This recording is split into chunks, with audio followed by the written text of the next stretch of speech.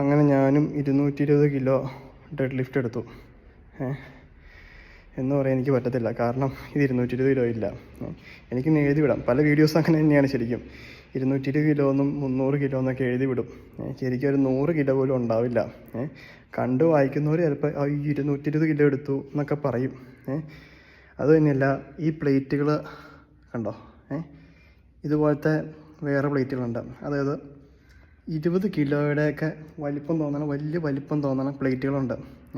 ആ പ്ലേറ്റുകൾ ശരിക്കും 5 കിലോയൊക്കെ ഉണ്ടാവുള്ളൂ, അല്ലെങ്കിൽ 7 കിലോ 10 കിലോയൊക്കെ ഉണ്ടാവുള്ളൂ. കണ്ടു കഴിഞ്ഞാൽ 20-25 കിലോയുടെ നല്ല വലിപ്പം തോന്നും ആ പ്ലേറ്റുകൾ.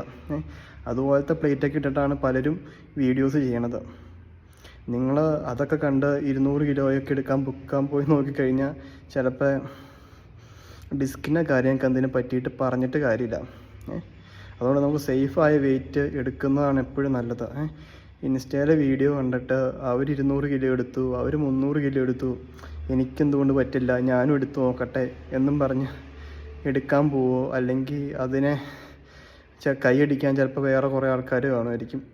എന്തെങ്കിലും രീതിയിൽ ഫോം തെറ്റോ എന്തെങ്കിലും രീതിയിൽ നിങ്ങളുടെ ഡിസ്കിന് എന്തെങ്കിലും പറ്റിക്കഴിഞ്ഞാൽ ജീവിതകാലം മൊത്തം ചിലപ്പോൾ നിങ്ങൾക്കത് എന്താ പറയുക, ചുമന്നുകൊണ്ട് നടക്കേണ്ടി വരും.